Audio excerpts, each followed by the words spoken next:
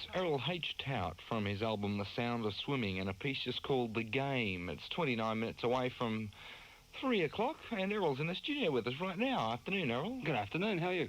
Oh, well, you know, I'll get there. But it's certainly nice to see you getting out and about.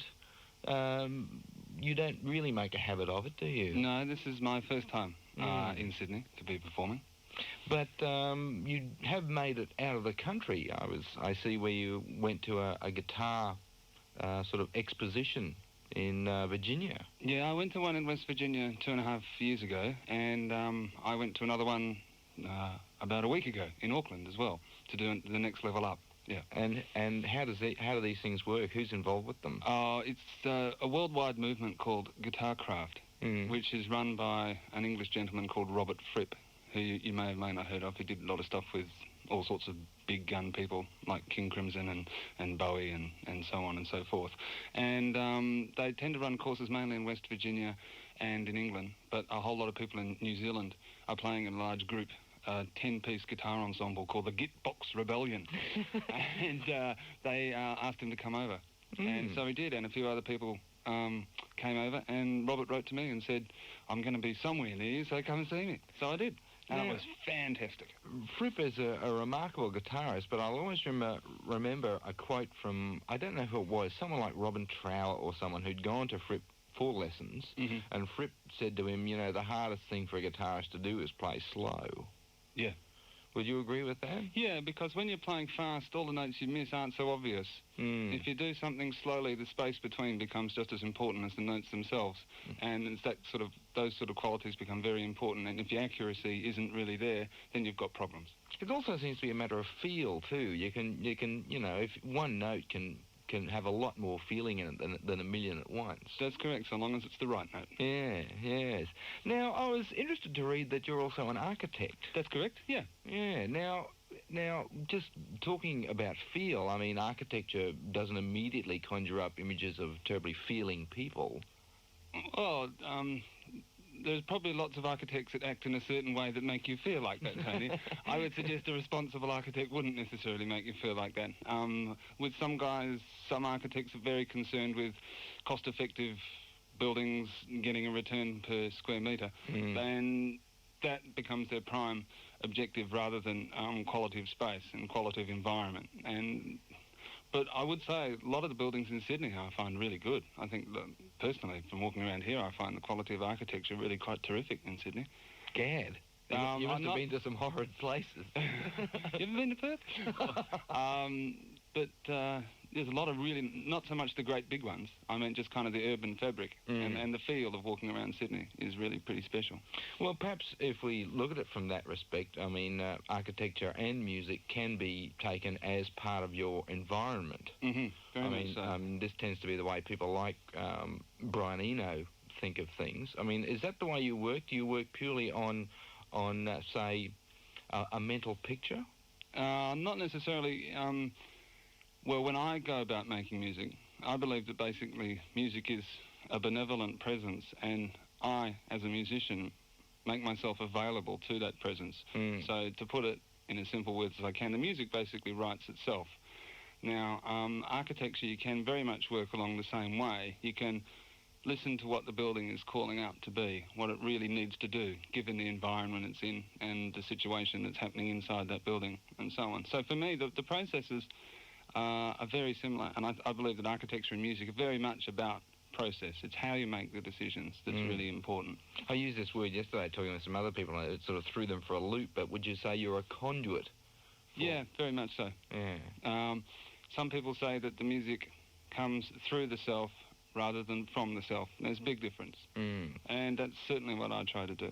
So how do you feel about live performance? I love it. It's wonderful. Records are great, because like if you want to listen to a Bavarian woman's choir or a New York rapper, unless you happen to be able to go and see them, the only way you can really do it's a record. But for me, the real thing about music is when it's live, it's there and it's in front of you, and you can really be involved in it, both in terms of an audience and in terms of a performer. And when you're doing it properly, the music, the performer and the audience become one. And that's something, for me, that's very exciting and really worthwhile to be involved in. Well, in that case, we're actually perhaps in for a bit of a treat because we're going to hear you play something live in the studio here. Mm-hmm. What piece are you going to play for us? Well, this is not on any release yet. This is fairly new. It's a piece called When Life Is Up and Running, how it feels when things begin to happen. Okay. So I'm going to make noise while I bring this microphone down, and then I'll get straight on it. Okay.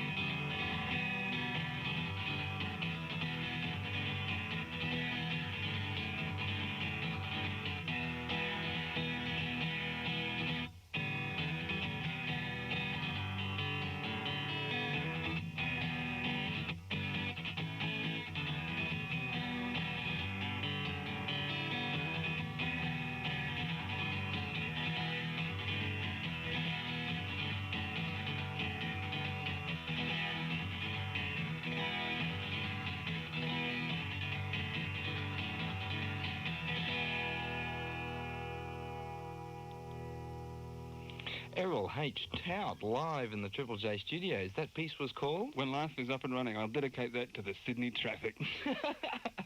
That was terrific. And unfortunately, it adds to the enjoyment I find actually being able to watch people play. I mean, because it's well, again, one of the great things I think about organic instruments, if you want to call them that, is you can actually see how the sound is being made.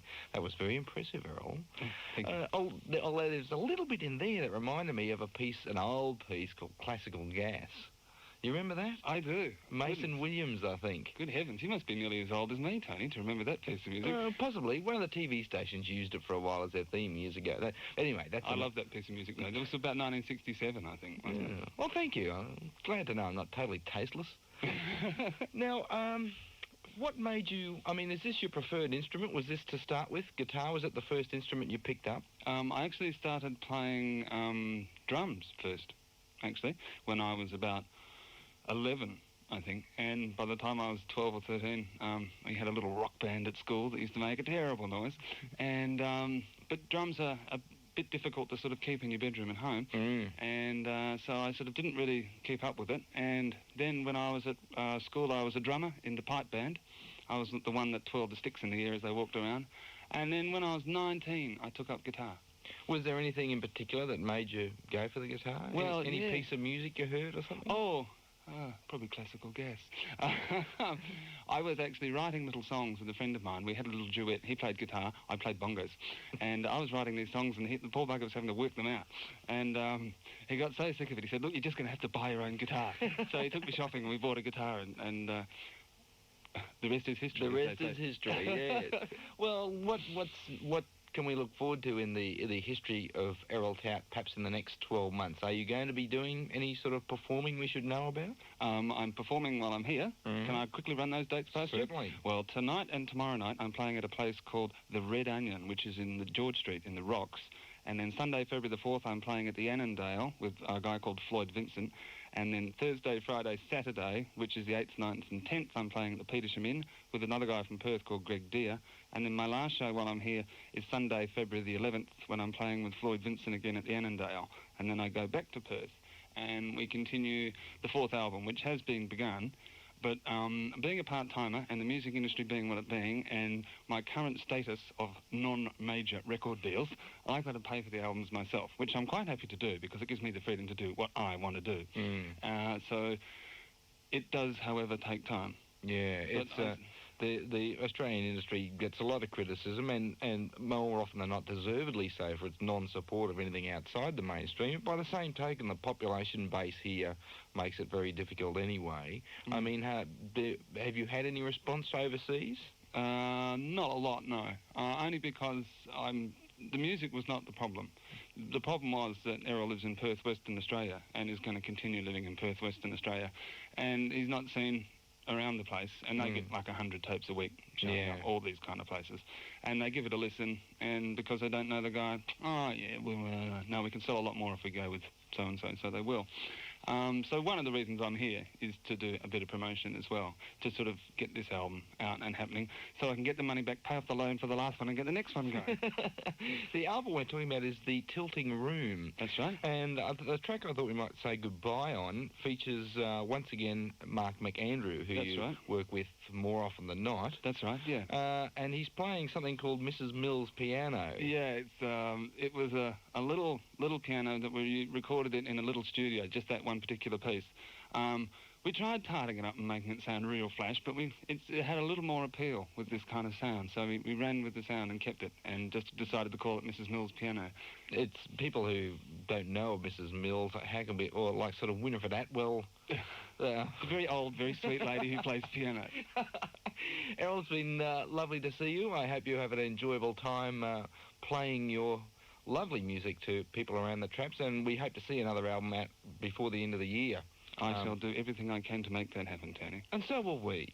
Errol H. Tout, thank you. A song from The Tilting Room for everyone, especially Melbourne people who are copping 38 degrees today, everyone who's dying for winter. It's called Return of the Cold.